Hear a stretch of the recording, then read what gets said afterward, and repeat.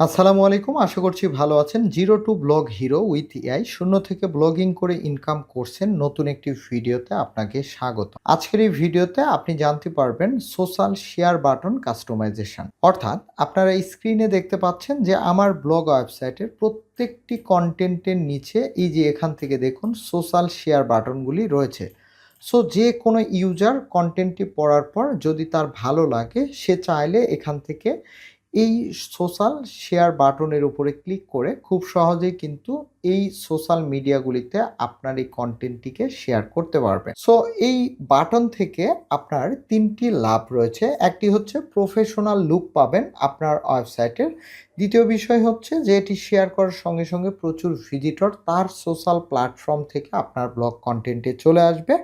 তৃতীয় বিষয় হচ্ছে সোশ্যাল বাটন এই ধরনের ডিজাইন যদি প্রফেশনালি আপনি রাখেন তাহলে খুব সহজে এই কনটেন্টগুলি গুগল নিউজ এবং ডিসকভার ফিডে চলে যাবে। সো নতুন একটি সাইটে আমরা এটিকে কিভাবে যুক্ত করব। তো এই কাজটি করার জন্য আপনাকে একটি প্লাগইনসের সাহায্য নিতে হবে। প্লাগইনসটি আপনি কোথায় পাবেন? জাস্ট গুগলে গিয়ে অ্যাড টু অ্যানি প্লাগইনস এটি লিখে আপনারা সার্চ করবেন। সো সার্চ করলে আপনাদের সামনে যে ওয়ার্ডপ্রেসে দেখুন add to any share buttons এই প্লাগইনসের এই ওয়েবসাইটটি চলে আসবে। তো এখান থেকে জাস্ট আপনারা ওপেন করে নেবেন। তো ওপেন করে নিলেই এখান থেকে দেখুন অনেকগুলি ফিচার রয়েছে। সো সরাসরি আপনি যে কাজটি করবেন নিচে থেকে যে ডাউনলোড অপশন, এই ডাউনলোড অপশনের উপরে ক্লিক করে এই প্লাগইনসটি আপনি সরাসরি ডাউনলোড করে নিবেন। তো প্লাগইনসটি ডাউনলোড করা হয়ে গেলে এখান থেকে প্লাগইনস সেকশন এরপর ম্যানুয়ালি এই প্লাগইনসটিকে আমরা ইনস্টল করব। অ্যাড প্লাগইনস এই অপশনে চলে যাব। যাওয়ার পর উপরের দিকে আপলোড প্লাগইনস এই ফিচারটির মাধ্যমে ম্যানুয়াল প্লাগইনসগুলি কিন্তু আপলোড করা যায়। সো আপলোড প্লাগইনসে যাওয়ার পর এখান থেকে চয়েস ফাইল এর উপরে ক্লিক করে দিবেন। এরপর আপনার ডিভাইসে এই ফাইলটি যেখানে ডাউনলোড হবে এখান থেকে আপনারা সিলেক্ট করে নেবেন।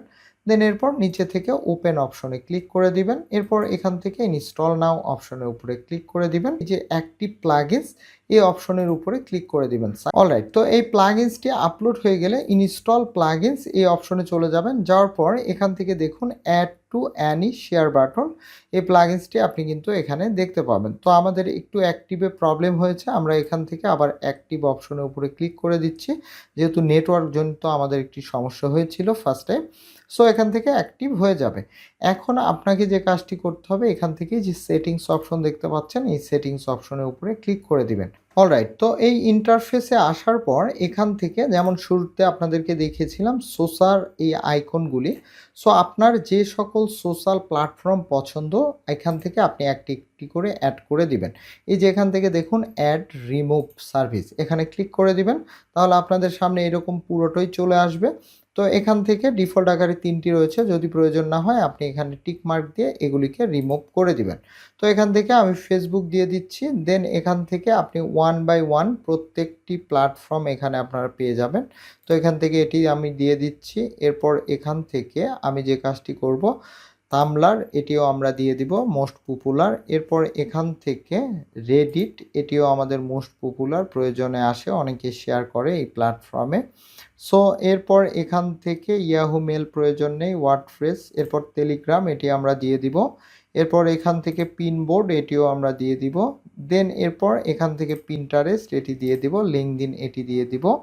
এরপর এখান থেকে হোয়াটসঅ্যাপ এটি দিয়ে দিব। আর কোনো কিছু এখানে আপাতত মেসেঞ্জারটিও আমি দিয়ে দিচ্ছি। সো আমার এই কয়টি পছন্দ।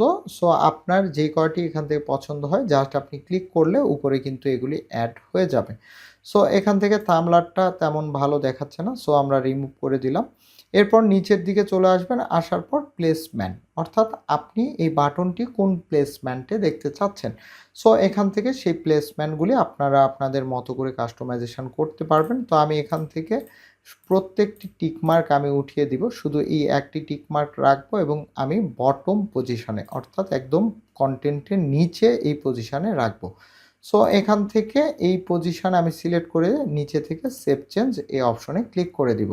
তো ক্লিক করে দিলেই এটি কিন্তু সেটিংস সেভ হয়ে যাবে। এখন যদি আমরা আমাদের সাইটে একটু রিলোড দিই এবং আমাদের যে কোনো একটি কন্টেন্টকে ওপেন করি তাহলে কনটেন্টের নিচে আমরা একদম নিচের দিকে আসলে এই যে শেয়ার বাটনগুলি সুন্দরভাবে চলে এসেছে। এখন আপনি যখন কনটেন্ট পাবলিশ করবেন, যদি বাংলা হয় তাহলে বাংলা এই ধরনের একটি কনটেন্টের নিচে হেডলাইন দিয়ে দিতে পারেন, তাহলে সুন্দর দেখাবে। যদি ইংলিশ হয় ইংলিশের ক্ষেত্রে এই ধরনের একটি ট্যাগলাইন আপনারা দিয়ে দিবেন। তাহলে খুব সহজেই একজন ভিজিটর বুঝে যাবে যে আপনি তার কনটেন্টটি পছন্দ হলে আপনি শেয়ার করার কথা বলছেন। তো ধন্যবাদ সবাইকে, আজ এ পর্যন্তই।